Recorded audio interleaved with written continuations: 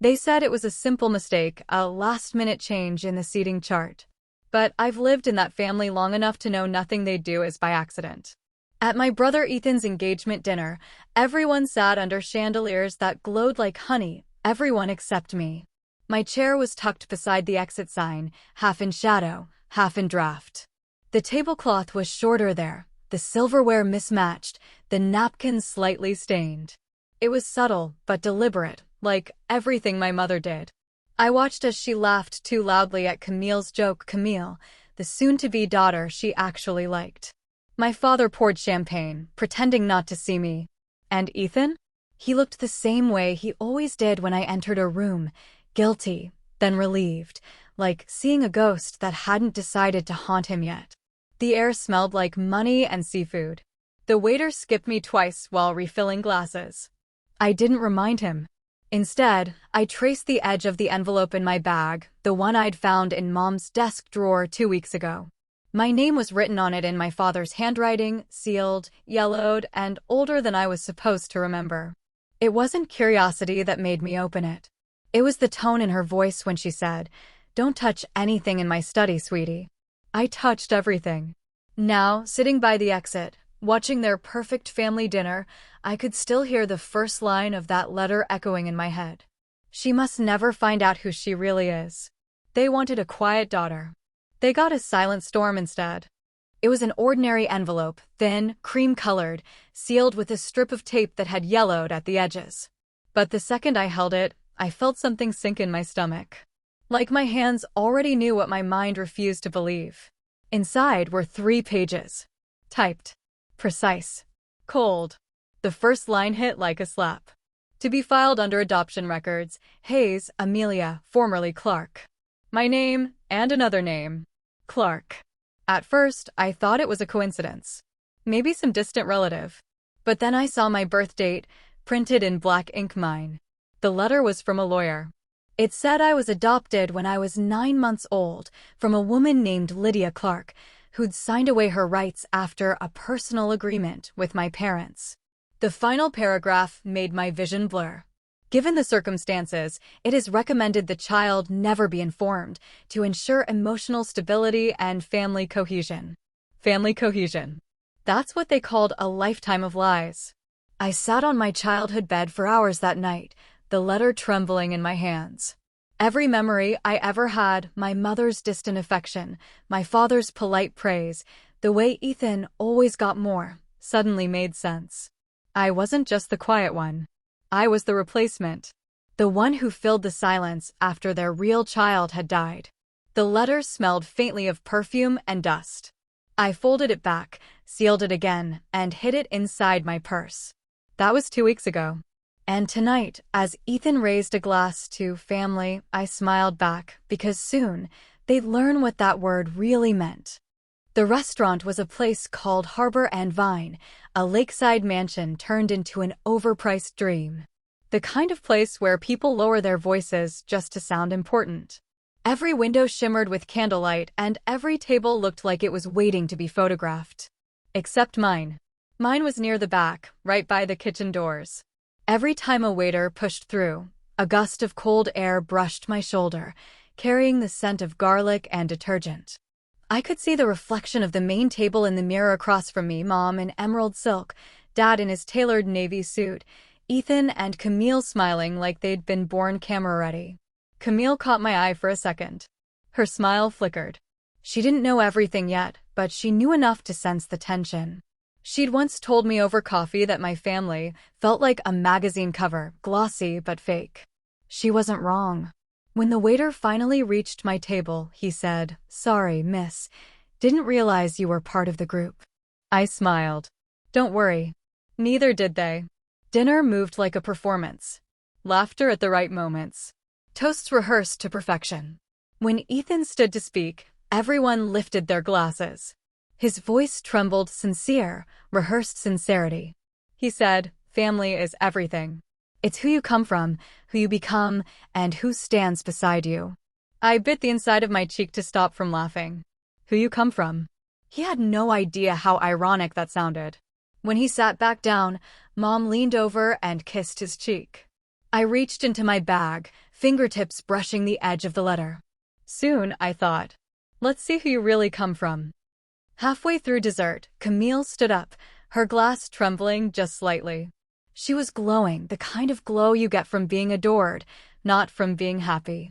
Her voice shook a little as she said, "Before we end tonight, I just want to say, I feel so lucky to be joining this family." The word family landed like a knife. Everyone clapped, of course. Even my mother dabbed her eyes with a napkin, pretending emotion instead of control. Camille turned to me then, smiling politely.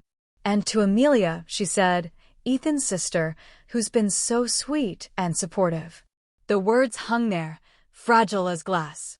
I could see my mother stiffen. My father sipped his wine, pretending to be interested in the ceiling. Sweet. Supportive. I almost laughed. Camille didn't know I'd already set the truth in motion. Because earlier that day, before I even arrived at the restaurant, I had slipped a small, unmarked envelope into her purse. The same letter I'd found, photocopied and folded neatly. No explanation. Just a note on top that read, "You deserve to know who you're marrying into." When she lifted her glass again, her eyes flicked toward me. Just for a second. Like she suddenly saw something different, not the quiet sister, but the woman holding a secret big enough to crack a family in half. My mother cleared her throat. "Amelia, dear, say something." Her voice was sweet poison. "A dare." I rose slowly, the room dimming just enough for the chandeliers to catch the tension. I raised my glass and smiled. "To truth," I said softly. "The one thing we all pretend doesn't exist." The silence that followed was delicious. For a few seconds, no one moved. The clinking of silverware stopped. Even the background jazz from the speakers seemed to lower itself out of respect for the moment. I stayed standing, glass in hand, smiling like I hadn't just thrown a grenade in the middle of their perfect dinner. My mother's eyes narrowed, not with confusion, but with recognition. She knew exactly what I meant. She just didn't know how much I knew. Ethan laughed awkwardly, trying to break the tension. "Well, cheers to that, I guess." But Camille didn't laugh. Her glass stayed frozen halfway to her lips. Her gaze had shifted to her purse, the one hanging off her chair, the one with the letter inside. Her fingers twitched like she was already imagining opening it. Mom tried to recover, voice sugary and sharp. "You always had such a flair for the dramatic, Amelia. Even when you were little." I smiled. Guess I learned from the best. A few polite chuckles scattered across the table. The kind that people give when they sense danger but don't want to acknowledge it. I sat back down slowly, my pulse steady. For the first time in years, I wasn't the quiet one. Camille finally reached for her purse. Her movement was small, almost unnoticed, but not by me. She slipped the envelope out and hid it under her napkin. She didn't open it yet, though. She just placed it on her lap, like a weight she wasn't ready to face. Across the table, my mother whispered something to my father. He didn't respond. His jaw was tight, his knuckles white around his wine glass. The rest of the dinner continued stiff, fake, tense. But under it all, there was a hum, a quiet, electric knowing. Something had shifted. And everyone could feel it. Camille didn't wait until dessert plates were cleared. She opened the envelope right there, quietly, under the table. But I saw it. So did my mother. Her face changed the way faces do when lies finally find them, slow, then sudden. Her lips parted just slightly, her pupils flickered across the paper, and then she froze. When she looked up, she wasn't looking at me. She was looking at Ethan. He noticed too late. "What's wrong, babe?" he whispered, smiling for the crowd. She didn't answer. She just pushed the paper toward him under the tablecloth. He lifted it, brows furrowed, and began to read. I didn't need to hear the words. I knew the rhythm, the silence that follows recognition, the way it pulls the air out of a room. My mother's voice broke the stillness. "Amelia," she hissed softly, "what did you do?" I turned my head, calm, almost kind. "What you did, Mom." I just stopped hiding it. Her face went pale, the exact shade of someone realizing they've lost control for the first time in decades. Across from us, Ethan was still reading. Then his hands dropped the paper like it burned. "What is this?" His voice wasn't angry yet. Just hollow. Camille's eyes were glassy. Is it true? She asked, turning to my mother. Is she even your daughter? You could have heard a fork hit the floor. My father exhaled, a sound halfway between defeat and relief. He didn't even look surprised. Mom didn't answer. She just said quietly, "This isn't the time." And I smiled. It's exactly the time. The word true echoed across the table like a dropped glass, sharp, fragile, irreversible. Ethan stared at Mom, waiting for her to deny it, to fix it, to lie the way she always did so gracefully. But she didn't. Instead, she reached for her wine glass, her fingers trembling just enough to make the crystal chime. "Ethan," she said softly, "this isn't what it looks like." He laughed once, the kind of laugh that sounds more like disbelief than humor. "Then tell me what it looks like, Mom. Because right now, it looks like my sister's been living a lie for 25 years. The guests were pretending not to watch, but everyone was. Forks paused midair. Phones were quietly tilted under napkins. Even the waiters had gone still by the kitchen doors. My father finally spoke, voice heavy, resigned. "She found the letter, didn't she?" That broke something in me. Not just because he knew, but because he sounded relieved I had. Like he'd been waiting for someone to finally drag the truth into the light. "Yes," I said. "And I read every word." Camille whispered, "Oh my God," and folded the letter back into its envelope, like she couldn't stand to hold it. Mom's eyes flicked to me, sharp as broken glass. "You had no right." I met her stare. "I had every right. You took my name, my history, my mother, and replaced it with silence." Her lip trembled. "We gave you a life." "No," I said softly. "You gave me a role. And I finally quit playing it." The room was dead silent. Even the lake outside looked still. And then Ethan said, barely above a whisper, "So who are you really?" I looked straight at him. "I'm the daughter you replaced. And the sister who stopped pretending." For a long moment, nobody breathed. Then, like a string snapping, everything unraveled at once. Ethan shoved back his chair, the legs screeching against the marble floor. "You knew," he said to Dad, voice shaking. "You both knew." My father didn't defend himself. He just looked down, eyes glossy, like a man who'd spent years watching a slow-motion car crash and decided to stop pretending it could be avoided. "I wanted to tell you," he said quietly. "But your mother." "Don't you dare blame me," she snapped, her voice cracking under its own sharpness. "Everything I did was to protect this family." Camille stood now, clutching the letter to her chest. "Protect it? You built your whole life on lies." Someone at the next table whispered, "What's happening?" Someone else murmured, "It's on camera." Mom's face drained. She turned to the crowd, smile reassembling itself like armor. "Please, everyone, it's just a misunderstanding." But Ethan wasn't listening. He was staring at me. "You knew all this time?" I shook my head. 2 weeks. I just wanted the truth. But you all kept pretending." He opened his mouth to speak, but Camille's voice cut through the noise. "Ethan," she said softly, holding out the letter. "You need to read all of it." He hesitated, then took it, his hands trembling. As his eyes moved down the page, I saw it happen. The moment realization turned to disgust. He reached the last line and froze. She must never meet her biological mother. It would only confuse her loyalty. His voice cracked.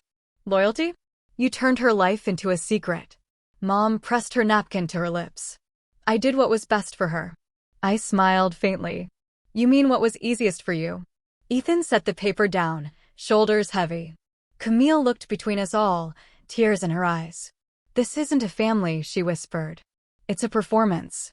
Mom tried to speak again, but this time no one listened. The room, once filled with clinking glasses and polished laughter, was hollow now, echoing with the truth that could never be unspoken.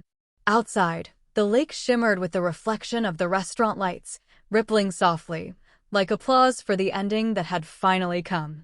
I didn't wait for anyone to tell me to leave. I just stood, quietly, the same way I had sat quietly my whole life. Only this time, the silence belonged to me. No tears. No goodbye. No looking back. I slipped the chair in neatly, placed my napkin on the table, and picked up my purse. Every eye followed me, but no one said a word. Even my mother, who'd always had something to say, was suddenly speechless. Outside, the night air was cold, clean, real. The sound of the door shutting behind me felt like freedom sealed in one perfect click. For the first time in years, I didn't feel like a guest in someone else's life. The moon hung over the lake, pale and still, the water glinting with soft ripples. I stood there for a long moment, letting the quiet sink into my bones. Behind the glass, I could see silhouettes, my mother pleading, my father slumped, Ethan staring down at the letter in his hand. The truth was out now. No one could stuff it back into a drawer and pretend it didn't exist. My phone buzzed once. A message from an unknown number. Lydia Clark here. I think we should talk. I stared at the name for a long second, heart steady, not racing. Then I smiled. Not a bitter smile, a real one. They spent my whole life hiding where I came from. Maybe it's time I finally found out for myself. As I walked down the path toward the parking lot, gravel crunching under my heels, I realized something simple, something they'd never understand. You don't find peace by being chosen. You find it by choosing yourself. And tonight, I chose me.